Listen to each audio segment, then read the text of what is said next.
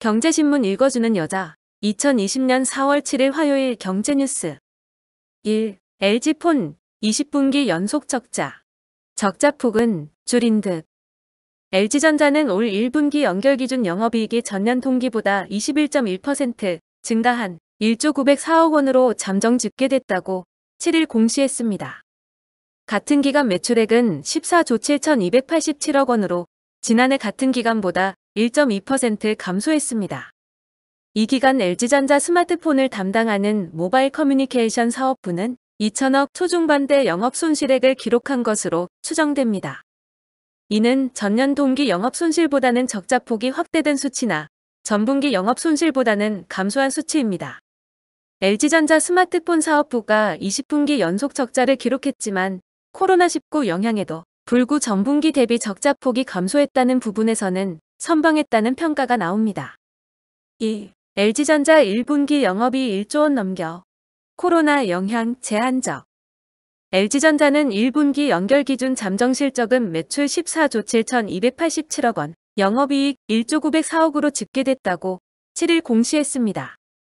매출은 지난해 1분기보다 1.2% 감소했고 지난해 4분기 대비로도 8.3% 줄었습니다. 반면 영업이익은 작년 동기 대비 21.1% 늘었고 전분기보다 큰 폭으로 증가했습니다. 이는 증권사들이 최근 1개월간 제시한 영업이익 전망치 평균인 8,700억 원을 크게 뛰어넘는 어닝 서프라이즈로 평가되고 있습니다. 3. 1천만 원짜리 AI 반도체 10만 원에 만들었다. 국내 연구진이 인간의 뇌신경망을 모방한 인공지능 반도체를 개발했습니다. 현재 전 세계 독보적 AI 반도체 업체의 제품 가격이 1,000만 원인데 반해 연구진이 연구개발한 AI 반도체는 성능이 2배 이상 향상됐으면서도 10만 원에 만들었습니다.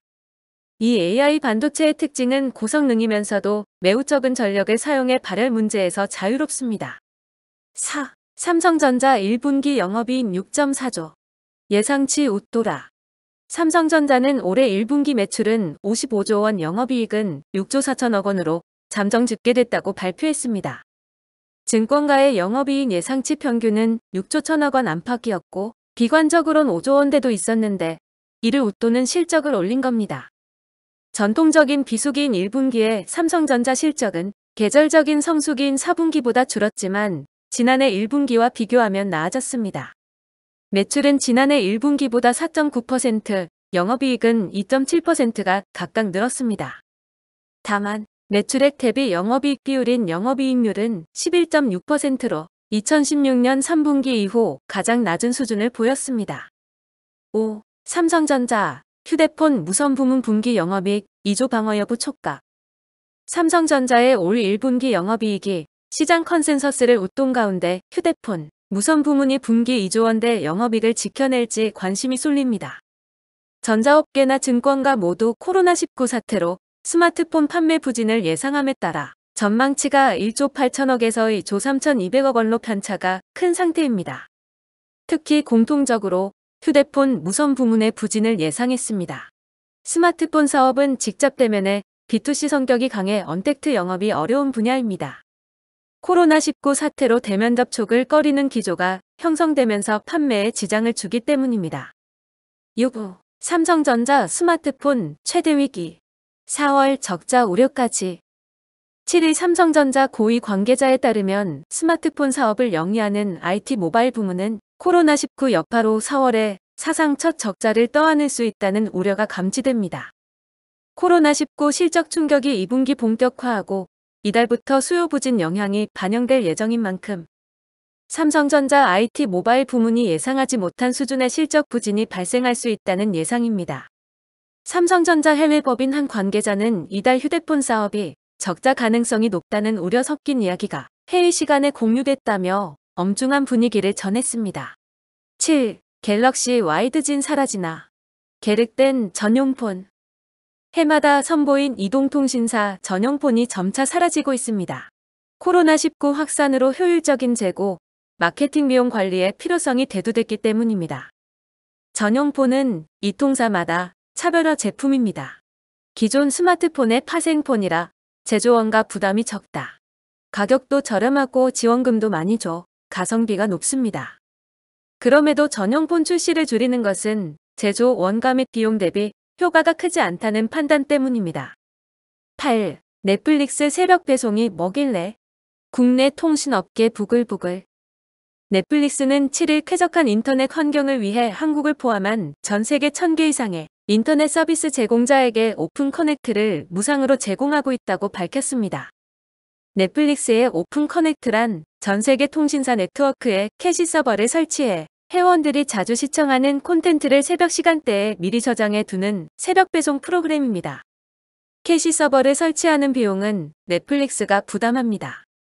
하지만 이를 바라보는 국내 인터넷 서비스 제공자는 망 이용 대가를 회피하려는 꼼수라며 반발하고 있습니다. 하지만 넷플릭스는 새벽 배송으로 트래픽 과부하를 충분히 해소할 수 있는 만큼 트래픽에 따른 별도의 망 이용료는 낼 수 없다는 입장입니다. 9. 스스로 그림 그리는 AI 반도체 칩 개발. 태블릿 카메라로 찍은 사진을 사용자가 직접 수정할 수 있는 기술입니다. 머리, 안경, 눈썹 등 17가지 특징을 추가 삭제할 수 있고 수정 사항을 입력하면 실시간으로 반영해 보여주는 얼굴 수정 시스템입니다. 저전력 모바일 기기에서 활용할 수 있는 이 인공지능 반도체는 카이스트 연구진이 개발했습니다. 10. 재정 건전성 10년 내 최악. 코로나 닥치기 전 텅 빈 나라 곳간. 정부는 7일 국무회의에서 2019회계연도 국가결산 보고서를 심해 의결했습니다. 지난해 국가부채는 1743조 6천억 원으로 기존 최고치이던 전년보다 60조 2천억 원 늘었습니다. 재정 건전성이 급격히 악화된 가장 큰 원인은 불황으로 세금 수입이 줄어드는데도 정부가 현금성 복지 지출을 크게 늘렸기 때문이라는 분석입니다. 지난해 정부 복지 예산은 162조 2천억 원으로 전년보다 12.1% 늘었다. 전체 예산 증가율보다 가파른 증가세입니다. 11. 코리아 센터 공공배달 앱 개발 무상 지원. 코리아 센터는 자사의 재능 역량을 활용해 지자체용 공공 배달 애플리케이션 개발을 무료 지원한다고 7일 밝혔습니다. 공공배달 앱 도입을 원하는 지자체들은 코리아 센터 고객센터로 연락하면 됩니다. 공공배달 앱은 수수료 광고비 가입비가 없는 산무 앱입니다. 지자체 등과 협업을 통해 일반 결제뿐만 아니라 지역화폐 지역상품 건결제 지제로페이 결제가 가능하도록 개발됐습니다. 12. 증시안정펀드 9일부터 가동. 시장 안정 묘수될까? 시장 전문가들은 외국인의 공격적인 매도세가 계속되는 상황에서 증시안정펀드가 어느 정도의 안전판 역할은 할 수 있을 것이라고 입을 모으고 있습니다. 다만 코스피가 이미 1800선을 회복한 만큼 공격적으로 자금을 집행하는 데는 한계도 있을 것이란 분석도 있습니다. 13. 코로나19 위기 석유업계 수입 판매 부과금 징수 90일 이에.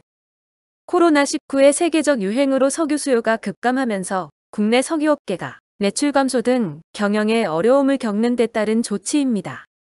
정부는 4에서 6월분 석유 수입 판매 부과금 징수를 90일간 유예해 부과금을 내는 54개 석유 사업자의 자금 부담을 줄여주기로 했습니다. 14. K뱅크 6천억 원 규모 유상증자 추진. K뱅크는 최근 이사회를 열어 5,949억 원 규모의 유상증자를 추진하기로 했다고 밝혔습니다. K뱅크는 지난달 국회 본회의에서 부결된 인터넷 전문은행법 개정안이 총선 이후 열리는 임시국회에서 통과돼 사실상의 최대 주주인 KT가 지분을 34%까지 늘려 자본 확충을 주도할 수 있기를 기대하고 있습니다. 15. 코스피 나흘째 상승 1.8% 올라 1820선 돌파. 오늘 코스피가 나흘 연속 오르며 1820선을 회복했습니다.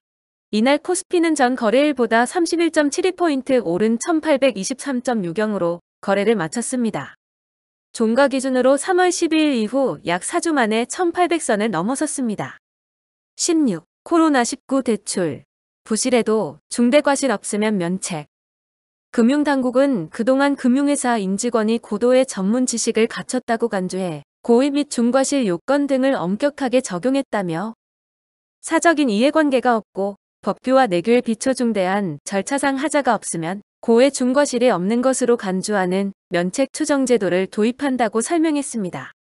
또한 소비자 피해, 시장 안정성 저해 등 한정된 경우에만 면책이 배제되는 것으로 고의 중과실 외 면책 요건도 합리화하겠다고 덧붙였습니다. 17. 코로나에도 2월 경상수지 흑자폭 확대. 코로나19 충격에도 불구하고 2월 우리나라 경상수지 흑자 규모가 오히려 늘었습니다. 반도체 수출이 다소 회복된 데다 해외여행이 급감해 여행수지 적자가 개선된 것이 영향을 미쳤습니다.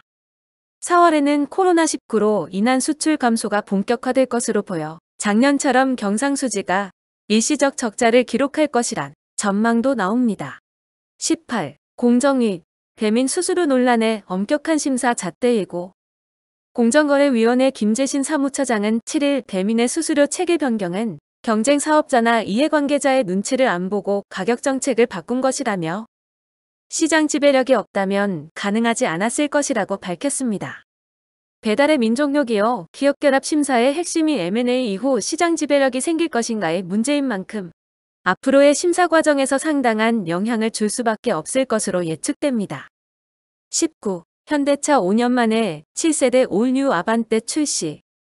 올뉴 아반떼 판매 가격은 휘발유 기준으로 최저 1,531만 원부터 2,392만 원까지이며 공인 연비는 리터당 15.4km로 측정됐습니다.